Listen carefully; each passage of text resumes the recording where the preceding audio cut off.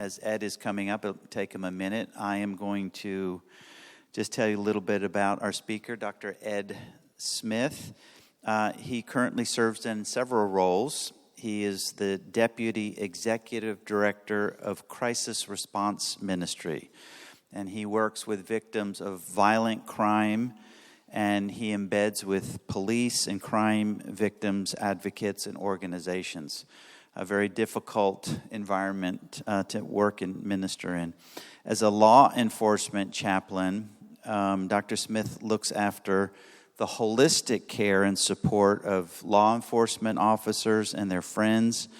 And as a disaster response and law enforcement chaplain, he's been deployed since 2001 to things like suicides, active shooting incidents. Yesterday, I believe Ed said he'd been down to where the Uvalde school shooting took place on more than one occasion.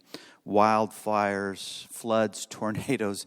You understand, anything that speaks to crisis and disaster, not only here in the United States, but also in Haiti, Japan, come on up, Ed, the Philippines, and as I said, in Uvalde. So this is difficult work, and as most of us know, working with people who have sustained crisis and trauma in their lives, undergo all kinds of things in terms of what's going on emotionally for them, mentally, physically, with their families, in their communities. And so, Ed, I know you have some great things to share and some insights from our time together at our panel yesterday. Yes. So Thank God you. bless you. Let's welcome Ed. Thank you very much. Good morning. It is a pleasure and an honor to be with you here today. As a chaplain, you notice I place a cross at the foot. We have a chapel next door, but as a chaplain at any moment can call a chapel service into being. So as a chaplain, I'm now coming alongside the Hope Chapel right here, and now this is the Chapel of Compassion and Prayer.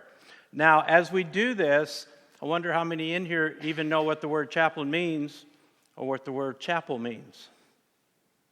And these are some of the things that I go and I teach our chaplains with the very name they carry. Do they know the reason they carry that name? So as we get into this, I want to first of all, what do I need to do up here?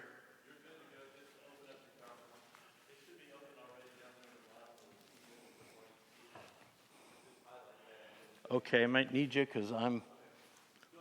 Yes. So as we're doing this, I want to welcome all of you as GPSs. Every one of you is a God-positioned servant. Now, as a God-positioned servant, you have a biblical purpose to be called a GPS. And if you'll go and study the story of Philip, Philip was called to go stand alongside who? The Ethiopian in the chariot, right? Chaplains are directed by heaven to where you're going to go, who you're going to talk to, who you're going to influence. So everyone in here is a God-positioned servant. So don't argue with the instructions that come to you like most men do when a GPS tries to tell them they're in the wrong direction. I want you to stick with the right direction. Now, as you're looking at these photographs, we're going to be talking about, I tried to find a way to do the grief and trauma in a different way today. I want to come alongside the way the Juche was presented to you. And I want to give you an image of what I've been doing around the world and in the nation to set up chaplaincy as part of the healing, part of the grief and trauma, part of how you help rebuild communities. And I'm going to share some of that. Now, some of the photos, just so you know, I think some of the importance that you see with it is up here in the left hand. That used to be a village. And you notice there's a big ship sitting there. That ship is a quarter mile from the bay. And it was lifted up and wiped out every single home, everything that you see in the Philippines. And that was the Yolanda typhoon. And you'll see one of the yellow shirts that I've taught, and the children are learning where to find the remains of the water that used to be in the well that's right there. And so we began to learn how to rebuild inside the Philippines. On the upper right-hand side, you'll see what was a very popular Patienville. This tent church has led tens of thousands of people. I was there one night alone when we led 6,000 people to the Lord inside that tent that you see as a chaplain. Yeah, it's an applaud to God. But what I also want to talk about is, what about the broken people? What about the things that you're seeing there? And so what I wanted to do was try to come alongside this and show you that there are storms coming to North Korea. Now, North Korea has weathered many storms, but the storm I'm talking about is from Pentecost. The storm I'm talking about is from the Holy Spirit. What I'm telling you is that the waves are coming and the Spirit is coming, and it cannot be denied. No matter what the philosophy, no matter what the theology may be, God is the ultimate sender of his GPSs. But you got to have a compass. And you've got to teach people what is the true compass. And you'll see some of the things that I've listed up there, because that's what a chaplain does. As a chaplain comes along, and first of all, whatever the situation, you come with no judgment. You come to mitigate. You come to love the people. You come to build the relationship. Whether it's one-on-one, whatever it may be, you respect the people, you understand the people, and you walk alongside and you say, Lord, help me enter this ground zero. Help me know how to enter this ground zero. But Lord, how do I do this? So some of the questions for you today, before I go on. Do all of you believe God is sovereign? Do all of you trust in that sovereignty? You'd be surprised how many people I talk to start to doubt that. And if you start to doubt God's sovereignty, it'll lead to some pretty bad spiritual resiliency. Do you have to like or understand God's sovereignty? Do you? I know there are a lot of people crushed by recent elections and thought God let them down. Well, I got news for everybody in here very respectfully. Jesus is not Republican or Democrat. Do not lower him to our standards. Because what you've just said to the God of the universe is, I don't think you knew how to do our elections. What you got to do is just say, whatever it is, I'm going to walk through it, and I'm going to know he's in charge. And I know that Jesus knows every single aspect, so he therefore does address our current events, our political events, where we're going. And does God have a plan for everyone in this room in the new Korea that's coming? Because what it's going to start with is a change of the mindset. Juche is control of the mindset. Totalitarian governments control the mindset. But warning to Christians here in the West, we're already playing the politically correct games. We're already trying to control what vowels, what pronouns, how we speak. Do not give in to this. Is God sovereign? Stand with God. Don't stand with the temporary. So I wanted to frame this around, we're told to run the good race. So again, as a chaplain, I get to preach and teach. In academia, I get to speak in churches, at rallies and seminars. And I created an acronym called RACE. And it's one I want to challenge everyone in here. And by the way, you're doing the race. And the race simply says, we as Christians must be radical and active in cultural engagement. We can't give up the battlefield. You cannot give your position as a Christian away. And some of the subjects you'll see I've been teaching on since 2017. And now look at the first one. Pro-life, protect the unborn. What just happened? God answered those prayers. It went into talking about political engagement. We need to be involved. I've heard Christians all over the world saying, I don't get involved in politics. Well, then you better understand and trust them when that sovereignty comes, because you had no say in what came over you. Vote your values, vote your beliefs. There's nothing wrong in saying that. We need a moral government. We need to be in the academic engagement. Again, this isn't a clinical presentation, folks. We have a cesspool in our universities. We send them to be great scientific minds, the same scientific minds that want us to believe there's more than two genders. We wonder why the young people are coming out the way that they're coming out.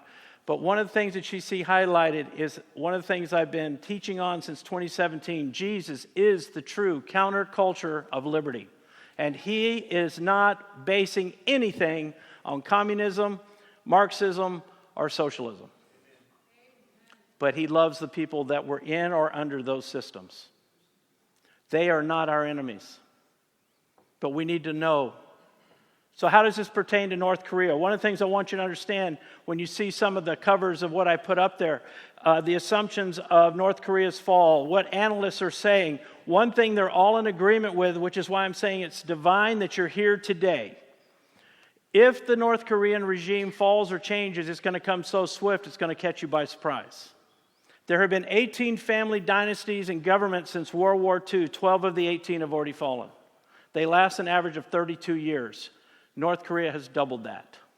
But there are cracks in the seam. So we need to be prepared, which is why I was so glad R.W. Nelson came into my world at the NRB. Folks, we have something coming, but what do you replace it with? When I'm dealing with domestic violence abuse victims, assault victims, people coming out of trafficking, you have to understand what their mindsets are going from one thing to another thing. If you don't fill it with certain things, a vacuum is created. What vacuum is going to be created inside of North Korea? I want to add the Portuguese here today, the Spanish, all the other languages. So I grew up in Honolulu, Hawaii. So I'm going to teach you a Hawaiian word or phrase. Are you ready for it? Because I'm a Texanesian. Aloha y'all. Aloha y'all will work in any circumstance, because in Hawaii it's very confusing. Aloha means hello, goodbye, I love you, I like you. When you say things like we go, means you're going to stay. I don't want to confuse you all, but that's what I had to grow up with. It's amazing I even speak proper English, okay, because I spoke the pidgin English. Anyway, aloha y'all, whenever you see me, means also I love you. God and Jesus showed us the greatest aloha of all, because he died on the cross for this world and everybody in it. So in my world office at 13 years of age, I prayed for the Lord in a mountaintop. My father was a pastor in Honolulu, Wildlife Baptist Church. I climbed a mountaintop at 13, and I looked at everything around me, Diamond Head, the Pacific Ocean, volcanoes, the rainforest behind me, and I said, God, I love your planet. God, I love your cultures. God, I love your foods. God, I love the dolphins I get to swim with, the surf, when I touch the face of the wave when I'm surfing. I can smell your flowers. I can smell the rain. I was 13, I can still remember all this. And God began to appear in front of me at a setting sun out of a Hawaii Visitors Bureau. And I love God as I love my dad. God was both my father, and he was also my dad. I would respect my father, and I could love my dad in two different ways. With great respect, I asked the Lord God on a hilltop, would you make the world my office? I didn't negotiate. Preachers' kids negotiate. I've now lived and worked in 100 nations. Do you think he answered the prayer of a 13-year-old? Yes. And when I asked for that prayer, do you know you were in it? Because everything I asked for meant everywhere I go is my branch office. So, Miss Hunt, I have a branch office here at the Hope Center. I'm just letting you know. But I took that love, and God began to send me on a path. By 18 years of age, it's only a miracle, folks. I have one of the most incredible testimonies that I can share you that has absolutely nothing to do with Edward Smith. I'm an average size, I have an average name, I'm an average IQ. You can't get more average than Smith. Yet he sent me into an incredible place where I began to run gigantic global aviation companies, marketing, communications, hotels. I created and sold packages you may have used. I wrote travel books. God literally made the world my office, but everything can come and change in the blink of an eye. And my blink of an eye happened on 9/11 because I thought that was my brother into that tower. And I was in that building on 9/10, working on travel industry stuff. Brother Kenneth, you were a travel agent. I trained 25,000 travel agents in North America alone. My brother called me on 9/10 in New York City. He said, I heard you're in the city. You want to go have dinner? I said, I'm flying back to DFW. When are you leaving? He says, 9/11, United Airlines pilot.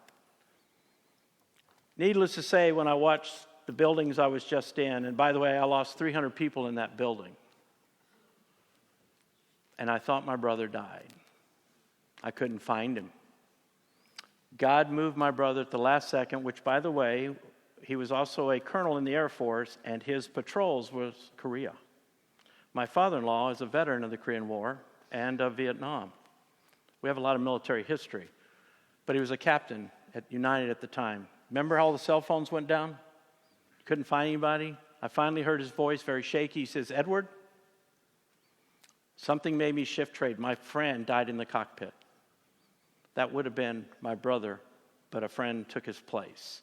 So I began to say to God, I'm angry. I need to do something. So I began to move into our new reality. I answered President Bush's call for the faith-based initiative. I began to train. I walked away from the heads of global companies and said, God, I'm going to answer the call. And you know what he did to me? He took everything from me. I lost every corner suite, every gigantic paycheck. I lost this, I lost that. And I don't mean, I'm not lamenting it. I'm just telling you, when I asked him, he answered me. The world is your office, so you had a good run. Here's how it's going to switch now. And so he began to send me out to hundreds of deployments where I used to sell tourism, where I used to do tour conferences. I was now doing disaster conferences. I was coming into the very places. And you're looking at me overlooking things where I'm just saying to God, look at all the loss that has occurred. Father, look at all the trauma and the grief. And so I began to do that. Ran the morgue during Katrina at St. Gabriel's. We led hundreds of people to the Lord coming into the 9th Ward where we prayed as we took them in to see where they used to live at Katrina. The Philippines began to do the same thing. God just began to take all the skills and the talents and everything He trained me in a professional industry and moved me completely over. Because He took a 13-year-old boy and He said, you're going to have training in ways you never dreamed, but when I call you to this, you're not going to blink. And so as we did this, folks, this is a TikTok world. Many of the ministries in this building do the TikTok world. What is a TikTok world? It means I do 1001, 1002, 1003. We just created a crime victim in the United States. And as this goes on, we're going to have a rape occur in 4 minutes from now. We're going to have an assault in 19 seconds. We're going to have a suicide in 40 seconds. We are going to experience things on top of suicides, murder, mayhem, trafficking, child abuse. We're going to have natural disasters. We're going to have gigantic earthquakes. We're going to have tornadoes. Folks, do you think it's getting better or getting worse? And during all this, do you know who's part of the answer? You. Your GPSs. You've been sent to be His God-positioned servants. And you will take this into the ends of the earth, whether it's hurricanes, tornadoes, fires, earthquakes, murder. What do you do when if somebody says to you, do you believe God is a loving God? And you say yes. Now put yourself in this situation. And chaplain says, yes, I believe He's a loving God. Then why did He kill my child? And you're live right there. We teach people how to walk into that.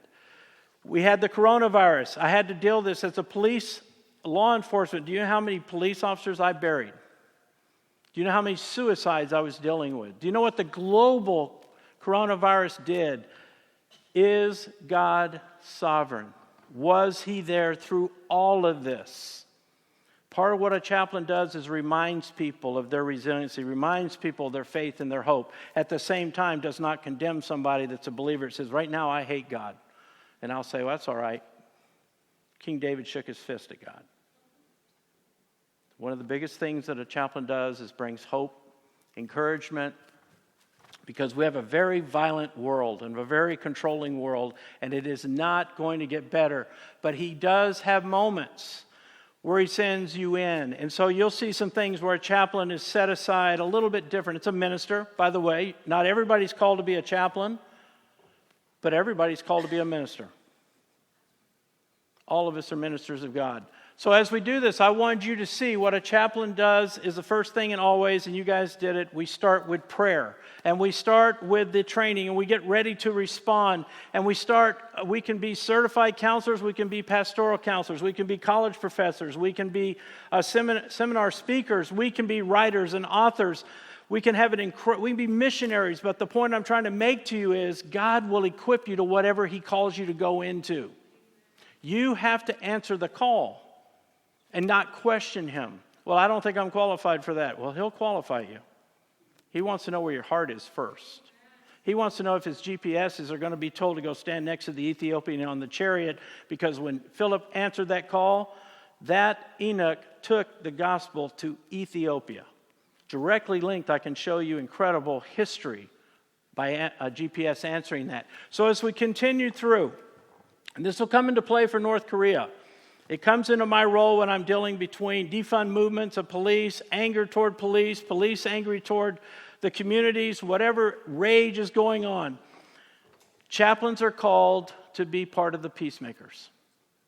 You represent peace when you come into a room. When I'm dealing with city leaders, when I'm dealing with police chiefs, when I'm dealing with sheriffs, I pray for what you see on Jeremiah. I say, I pray for the protection of this city, safety of this city, prosperity of the city, carry it out, extrapolate to nations. What do I want to happen for North Korea? I want them to be blessed, but I want them to be blessed in the liberty of Jesus Christ. I want bad things not to happen in North Korea because they're my brothers and sisters too. Particularly when you see your brothers and sisters right here. We have to always be the man, the strong person of peace.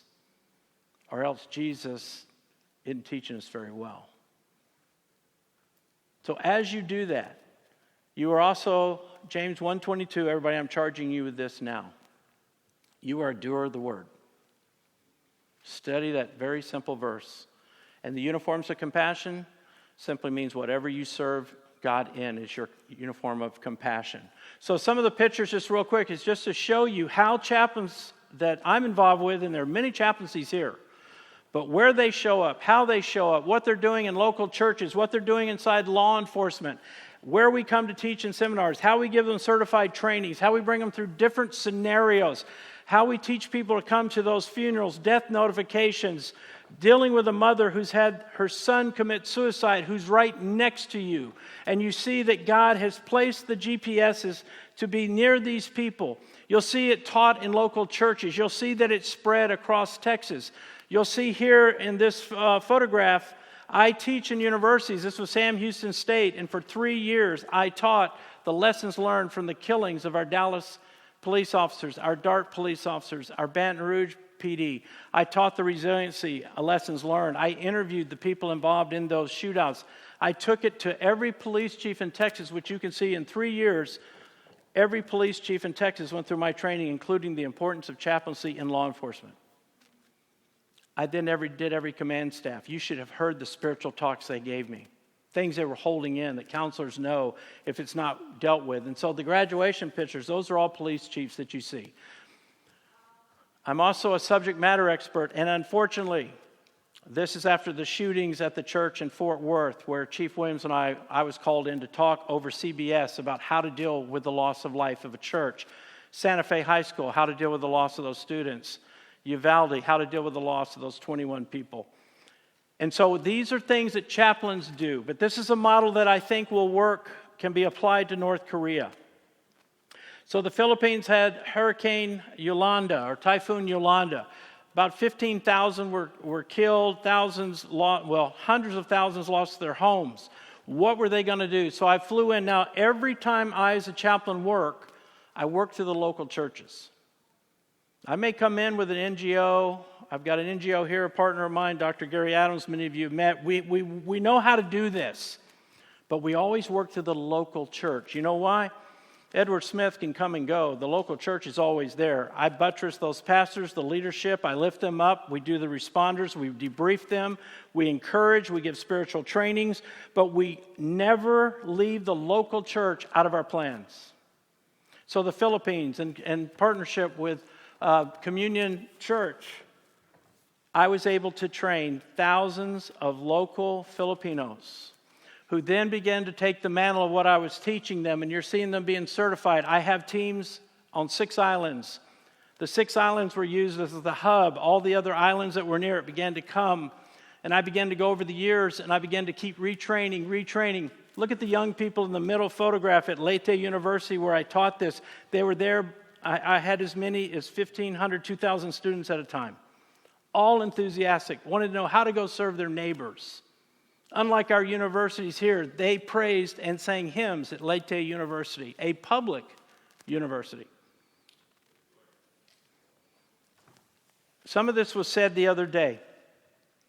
If you can get to North Korea, get to North Korea. If you can invest, you invest. So the model that you'll see me using, on the top left, I'm holding an envelope in my hand with one of the leaders of the Philippine church. I've got a man who is the most trained, certified teacher in all the Philippines to teach young people, get certifications in small motorcycle repairs, small engines, air conditioning, repairing fans. He exposes them to the gospel while he teaches them. He sends out into the marketplace disciples, and they make 4 times the national average in the Philippines. And that group of marketplace, vocational trained Christians have led thousands of young people to the Lord by fixing their refrigerator. You see, that's the power of what's been talked about. I'm handing them an envelope full of cash because I sponsored and kept that training, and those young people would string their hammocks up and live at the school, and the man would give of his time and said, no, you're going to get paid because you are impacting the world. We got to know how to do this. We got to teach Compassion Institutes, and we got to invest in them. We got to give microfinancing. But if, again, we're not doing it to lead to the gospel, then all I've done is help somebody stay alive and survive for a little bit longer, and they've lost everything at the end still. I don't want that burden on me. So we teach, we replicate, we're force multipliers.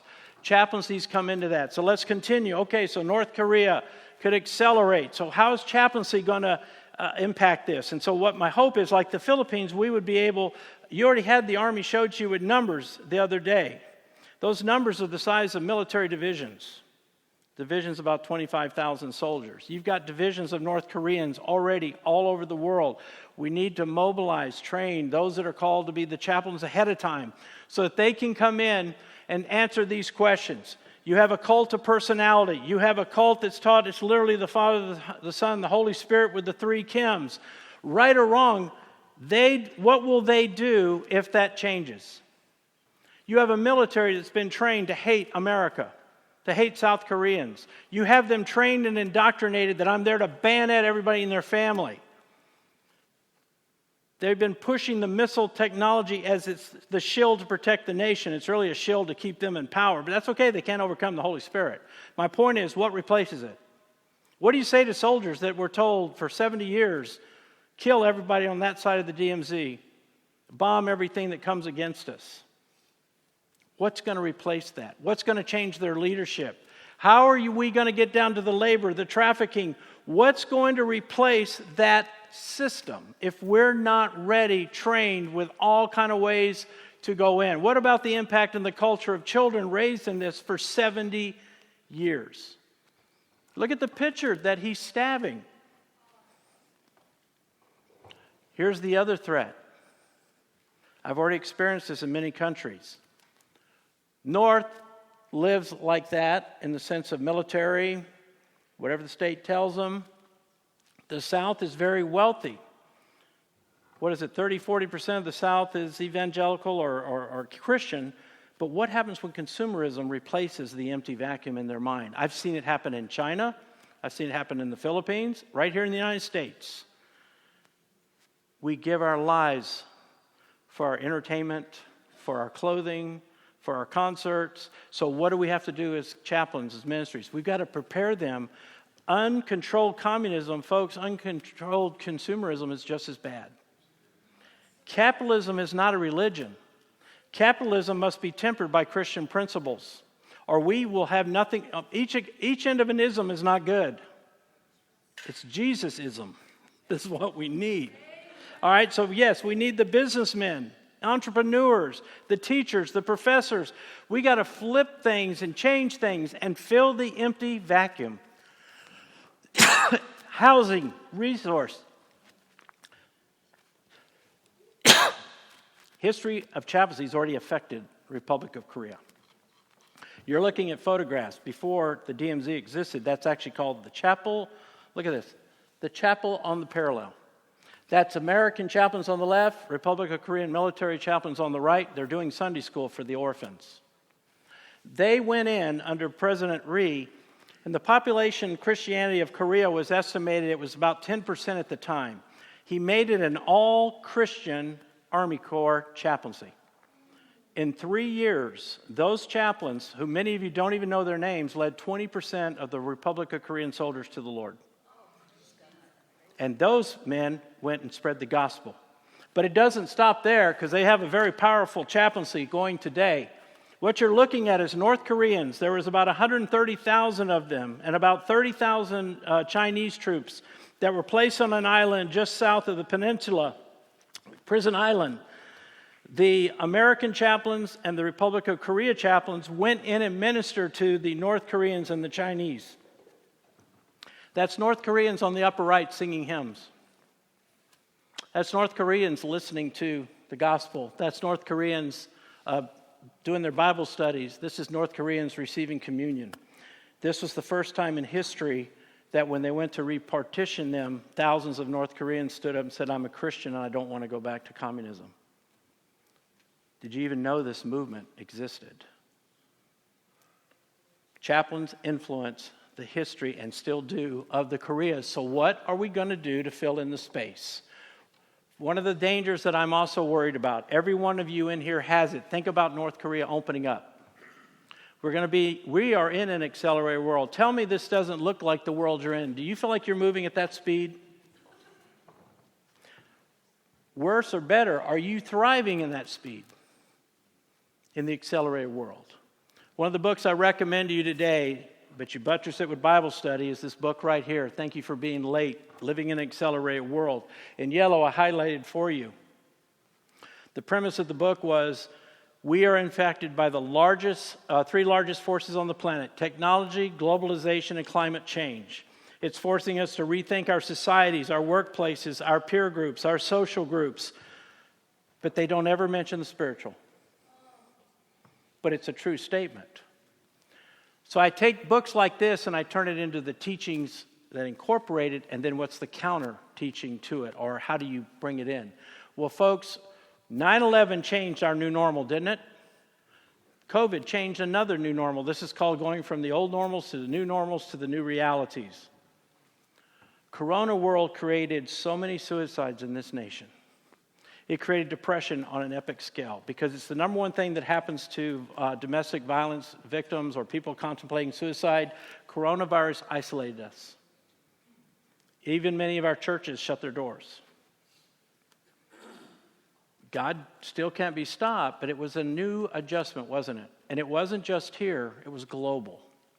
And when that came, folks, we streamed data. We thought we were going to be happy with all the movies and all the Netflixes and all the Prime Amazons. We thought that was all we'd have to do. And while this is happening, the book points out how fast information, knowledge is spreading. So I tried to do it again, that we're absorbing right now, using my airline background, like a 747, about 550 miles an hour is what we're absorbing right now. Within 2 years, it'll be flying at the speed that you see there in the middle at 2,700 miles an hour. And within 5 years, we're going to be literally trying to absorb data at 36,000 miles per minute. Per hour. Do you think we can really do that? You know what some of the answers are? Artificial intelligence. Continuing to isolate the students, continuing to teach the dogma of the world, because they know this reality is coming, and it's called the broadband lifestyle. So what's happening is we are accelerating our knowledge, but look at what I broke down for you. But it's also meaning that we don't know how to handle it. We don't know what we're facing. We don't know what we're doing. And so we're feeling like it's going to devour us. It's going to eat us. What do you think that's doing with alcoholism? What do you think that's doing with drug use? Isn't it amazing how our state governments push illegal drug use? That happened in North Korea. You would be scared by the parallels that are occurring in the West. And if we don't do something about it, we're going to have a deconstruction accelerated on all of our societies. We have to understand the broad bandwidth is changing everything. It's going to impact North Korea at some point. It means I no longer have to be in New York City to work. I don't have to actually go to an office. I don't actually have to commute anymore. All sounds real good till what starts happening again. They're getting isolated. They're getting solo individual opinions. Social justice, the woke culture, is because they can go anywhere, do anything. Do you know I showed police that they have an app of how they can assemble in 10 minutes for any riot? Do you know that's how they know how to target our Supreme Court justice's household? It's on an app. It's a fact. We have very leftist apps Another book I recommend, North Korea's Hidden Revolution, and he talks about all the people that are smuggling in the flash sticks, the memory sticks. North Koreans are loaded up on movies, information, South Korean shows, pop culture, the pop bands, all of this. But it's also an opportunity in our strategies. How do we get the information in ahead of time so that people know about Christ? And I'm hoping there's a lot of smuggling of Christianity into North Korea. But he talks about the fact that when West Germany, East Germany fell, they already had communications with each other 80% of the time through radio. And I've been to the places on Jeju Islands and stuff where they send the radios in and stuff into North Korea. We need to be studying the communications new reality. Who are some of the best hackers in the world? China, Russia, North Korea. That means they have a cadre of young people that are very hip, very savvy on technology. That's why they try to control it. So as we go there, so what comes in when you have a shift in the new normal? What time am I supposed to be done, by the way? Where is it? Thank you. What happens when you walk to school that day and you find out later 21 people died at the school you went to? They go into a new normal. What do you do when disaster shows up in Haiti and the Philippines and places like that? You go into new normals. You have to adjust. What happens when your country's invaded? What happens when a communist empire falls? What's going to happen when a divine emperor is made human? What is going to happen to the theology of humanism is no longer unsustainable. They go back to God. This is Uvalde. This is the church that lost families. They're lifting up the Lord. They brought the whole community in English and Spanish. We're holding up our prayer candles. They're doing praise and worship. Even in loss, they're lifting everything to the Lord. After 9/11, our churches were packed for 6 months. And the war kept going, and the war kept going, and the war kept going. We teach to overcome that fear. We need to not be fearful of anything that we're going to go into, anything we're going to do. We know that we've not been given the spirit of fear. We need to know that in Bible verses, we're told to change our mindset, to concentrate on what is good, what is worthy. We need to push that out to people, to understand if you're going to change a mindset. Counselors here know this hierarchy of needs from Dr. Maslow. Juche, she talked a little bit about this. It teaches you that first you have to have your basic needs met. But it's a secular system, and if you follow it on up, yeah, it makes sense. And then you get to the top, oh, I'm going to suddenly be near perfect, and I'm going to be able to control myself because, as one of his quotes said, the fact is people are good, and when you give them the affection, they're going to give affection back, and everybody's going to have a kumbaya moment, and everybody's going to get along. That is wrong. It is false, because what they don't do, they do not bring the spiritual need in. Billy Graham summed it up. A life without God is a boat without an anchor. You know what country his wife loved so much? And Korea. She was studying at Pyongyang. She loved the Korean people. We have to put the cross back on top of the hierarchy and understand, as I do with police and responders, you can have all of these things and you meet the basic needs. That's what our humanitarian aid does. But at the end, if it is not a transformation, they'll be just as empty as they were before. So what do we do as chaplains? We build this resiliency net that you see. We catch them. We catch them and we help them start to walk forward again so that they can start coming back to the methodologies. When they start understanding what a new normal, new reality is, and people will say, well, what does it mean? This is Port-au-Prince. You want it to go back like that when it looks like that. Is it ever going to be the same again? You can't teach that it is. You have to start getting them to shift their mindset that what they once knew, it's no longer. The reality of the earthquake is right there. And look at the quotes up there. I reject your reality and substitute it with my own. Who's going to control the narrative of the new reality? Who's going to answer the questions of this? And so as we come to the end of this, I do want to point out now grief and trauma in a different way here today. There is thought police. Control of the mind is real. It's not just in North Korea. It happens all around us all the time. But when you see it in regimes, it's even more prevalent. But we've got to understand that I want to look at a part of the brain, and this is called Where Do Memories Live? And next to it, you can see the types of trauma that we go through: personal, individual, age, collective, community, corporate, cultural. We're going to go on regional scales, national scales, and we're going to go on global. But here's what North Korea could be facing. When you go to replace something, there's a thing called the historical memory. There's going to be an objective recollection that Koreans are going to share with each other based on the 72 plus years that they're going to go through. And it's in the part of the brain with the amygdala and all these things that I don't want to get into today. Then there's a social memory. They've been controlled socially. So what are people going to choose to remember about whatever number of years they lived in North Korea? Who's going to decide what past they want to remember, what past they want to get away from? Who's going to be in charge of dealing with their cultural memories, meaning the stories, the events, the teachings, the doctrinations? They've been. When I talked to some North Koreans in South Korea, they told me they were stunned to find out that North Korea didn't win World War II because they were taught that Kim Il-sung won World War II. They had no knowledge that the West and the wars that they waged. So it blew this person's mind when they got free access to history. But here's the one that's been left out again. What is their spiritual memory? You know what we have to do? We have to take the holistic, meaning mind, body, soul, and we have to say to them, quit looking at the statues. Quit looking at what you once knew. Your identity now is in Christ. Your esteem is in Jesus Christ. Your esteem is going to come alongside others like you that are going to gather. You're going to change your personalities. But if we don't let Christ conquer the cultures, then they're going to stay stuck looking backwards in that culture. I had a friend of mine say, well, Edward, don't get on to us too bad. It's just our culture that we do this and we cheat, we run around, we do all these things. So I'm listening. Guy said he was a Christian. I said, okay, I got a question for you. I become a Christian cannibal. He goes, what does that mean? I said, well, I'm a cannibal. So now when I kill somebody, because I know it's Christ, but it's my culture to be a headhunter, I pray before I eat them. Let that sink in, but my culture is I'm a cannibal. Your culture under Christ is you no longer are. So you have to change one culture and say it's all culture under Jesus Christ.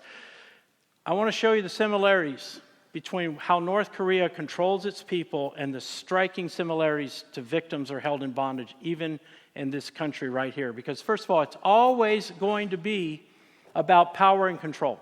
And you're going to have the fear system and the threats. But folks, look at this. I'm going to read them to you. Look at the similarities for how trafficked victims, abuse victims are controlled and how a state controls them. Does this sound familiar to any of you in Korea? Koreans will go through isolation, loneliness, dependency on the abuser. The power structure of North Korea actually keeps victimizing and controlling the people, just like a trafficker here does. They control your social alienations. They make you distrust anybody around you. They make you not have free movement. Even in Cuba, when I went there, they have to show a passport not to leave Cuba, but to go from province to province to province, and have to tell people why they're doing that. They're going to psychologically abuse those they control, and they're going to tell them there's going to be punishment if they don't. You have no access to communications, the phone, the internet, and the threats are real. So we're going to have to address that memory in their brain. We're going to have to change that system. We're going to have to get down even into teaching as we do. How do we deal with the children that grew up in this system? All of the ways that we're going to provide support.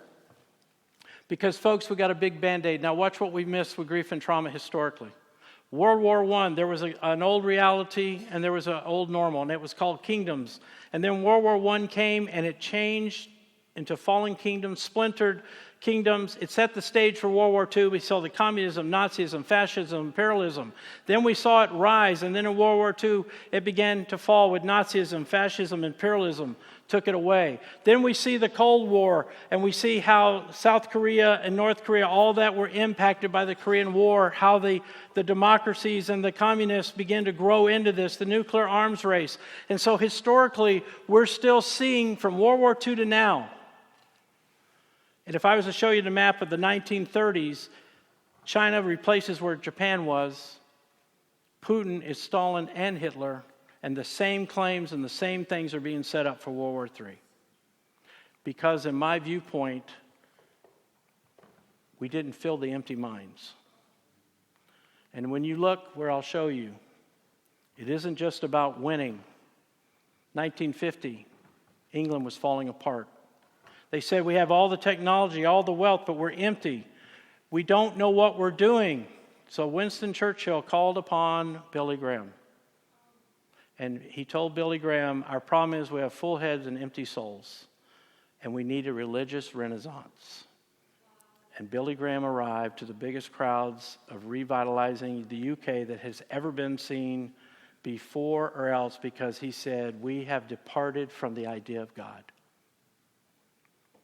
We have a storm coming. We saw the Soviet Union fall, but did it waste?